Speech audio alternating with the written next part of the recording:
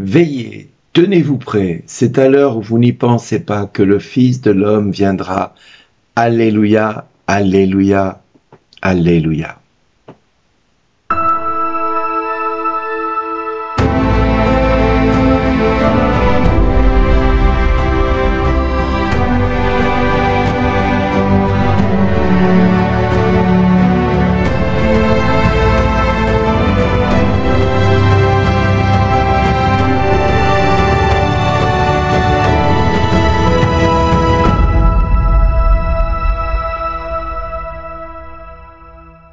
Aujourd'hui, le message vous est adressé par Bernard Diel. Bonjour les amis, dans la première lecture du livre de Daniel, il nous est proposé de comprendre qu'il nous faut choisir entre les directives de ce que le roi Nabuchodonosor leur demande et ce que Dieu leur invite à faire. Et la fidélité de Daniel, Ananias, Misaël et Azarias au commandement de Dieu va générer pour eux quelques soucis au départ, parce qu'ils vont devoir prouver que le fait de ne pas être fidèles à ce que le roi demande, cela ne va pas nuire à leur santé, cela ne va pas nuire à leur sagesse et à leur intelligence. Et c'est ce qu'ils vont faire. Ils vont faire tout ce qu'ils peuvent pour justement rester fidèles au commandement de Dieu et de ne pas se nourrir de ce que le roi leur demande de se nourrir.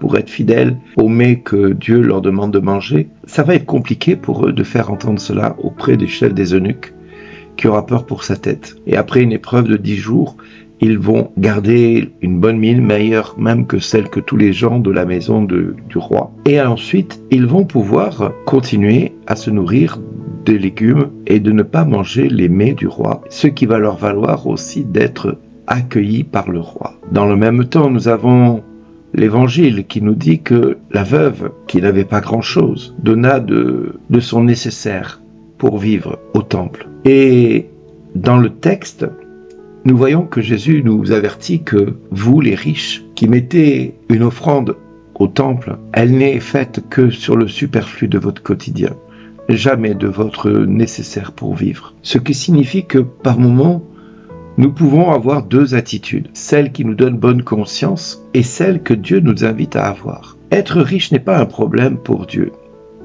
Être riche n'a jamais été un problème pour Dieu, puisque la richesse vient de Dieu. Non, ce qu'il nous invite à faire, c'est de faire un choix entre lui et la richesse. C'est-à-dire que ce que nous mettons dans l'offrande, doit être fait en fonction, non pas pour se donner bonne conscience, mais plutôt pour dépendre de Dieu totalement. C'est-à-dire que dans la première lecture, vous voyez Daniel et ses amis qui vont se complaire à appliquer la parole de Dieu afin d'être fidèles à Dieu. Et malgré le fait qu'ils vont continuer à se nourrir, non pas de ce que le roi leur propose et d'être quelque part soumis au monde, ils vont faire le choix de Dieu parmi tout ce qu'ils ont. Au risque de leur vie, ils vont accepter de rompre avec cette coutume et cette tradition qui voulait que les gens qui étaient au service du roi se nourrissent de la nourriture que le roi proposait. Or, notre société aujourd'hui nous propose des quantités de choses et nous pouvons nous donner bonne conscience en appliquant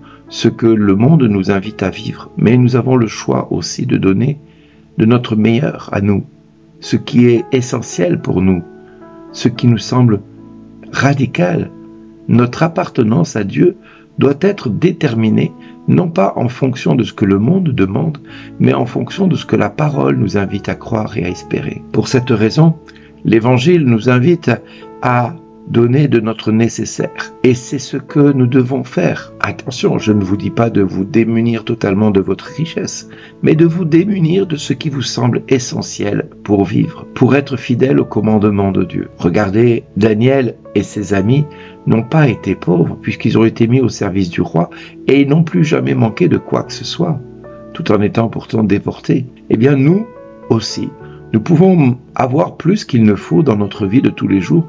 Nous pouvons avoir toute la fortune que nous avons et que Dieu nous a donnée, à la condition que cet argent et cette fortune servent au royaume de Dieu et soient pour le royaume de Dieu. Et dans ce cas-là, n'oublions pas de mettre en place et en appliquant dans notre quotidien le cantique des cantiques qui nous propose de dire à Dieu, entre autres, « Béni sois-tu, Seigneur, Dieu de nos pères », parce que cela nous est donné parce que nous faisons partie de ce peuple où nos pères nous ont montré l'exemple du chemin et de la fidélité à Dieu. Béni soit le nom très saint de ta gloire. Là, nous reconnaissons la sainteté et le nom de Dieu. Béni sois-tu dans ton saint temple de gloire, parce que voilà, nous reconnaissons que la gloire vient de Dieu. Béni sois-tu sur le trône de ton règne, parce que là également, nous voyons le roi régner. Béni sois-tu, toi qui sondes les abîmes, toi qui sièges au-dessus des chérubins. Béni sois-tu au firmament dans le ciel. Dieu qui siège au-dessus des chérubins voit tout ce qui se passe dans les abîmes et dans le ciel. Ainsi en est-il de notre vie de tous les jours. Si nous cherchons la face de Dieu, si nous cherchons la sainteté, soyons sûrs d'une chose, c'est que nous faisons les commandements de Dieu. Mais si nous nous appliquons uniquement à nous donner bonne conscience en donnant une petite offrande à l'église, c'est là que nous nous trompons. Alors mes amis, aujourd'hui, nous devons faire un choix entre servir Dieu et servir notre gloire. Et Dieu pourra nous dire chaque jour, merci d'exister. Plus de toi, Jésus. Ce que nous voulons, c'est toi, Jésus. Ce que nous voulons, c'est toi. Chantons-le ensemble. Ce que nous voulons, c'est toi.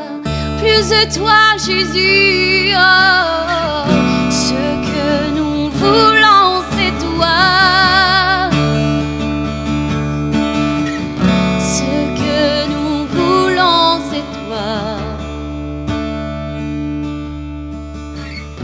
Ce que nous voulons, c'est toi.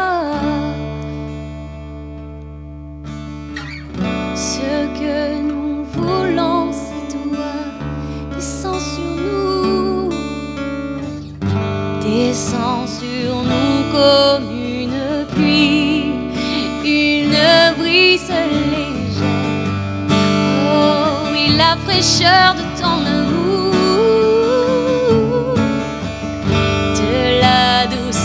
De ta présence, ta nuée nous entoure, rafraîchis nos âmes, rafraîchis nos âmes. Descends sur nous comme une pluie, une brise légère, de la douceur de ta présence, ta nuée nous entoure. Descends sur nous comme de la douceur de ta présence, ta nuée nous entoure. Ta nuée nous entoure et nous couvre dans tes bras d'amour. Ta nuée nous entoure et nous unit comme jamais. Il nous unit, un seul corps pour lui, dont il est la tête. Nous voulons plus de toi, ensemble, ensemble. Chantons une dernière fois ce que nous voulons. Ce que nous voulons, c'est toi. Ce que nous voulons, c'est toi. Ce que nous voulons, c'est toi, Jésus. Ce que